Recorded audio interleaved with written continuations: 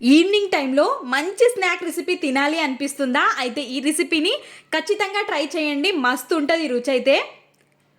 ఒక బౌల్ని తీసేసుకొని అందులోకి 2 ఉడికించుకున్న ఆలులని తీసేసుకొని ఉల్లిగడ్డ తురుము, పచ్చిమిర్చి తురుము, క్యాప్సికమ్ తురుము, కొత్తిమీర తురుముని యాడ్ చేసేసుకొని హాఫ్ కప్పు వరకు శనగపిండి, పసుపు, ఉప్పు, కొంచెం అల్లం తురుము, కొంచెం జీలకర్రని వేసేసుకొని వాటర్ ఏమీ లేకుండా ఈ విధంగానే కలిపేసుకొని పక్కకు పెట్టుకోవాలి. ఇప్పుడు ఒక గిన్నెని తీసేసుకొని ఇందులోకి 2 టేబుల్ స్పూన్స్ వరకు మైదా పిండిని యాడ్ చేసేసుకొని వాటర్తో ఈ విధంగా మిక్స్ చేసేసుకోవాలి. ఇప్పుడు ఇందులోకి కొంచెం వాముని వేసేసుకొని మనం ముందుగా కలిపి పెట్టుకున్న ఆలుగడ్డ మిశ్రమాన్ని ఈ విధంగా మైదా పిండిలో డిప్ చేసి ఫ్రై చేసేసుకోవడమే.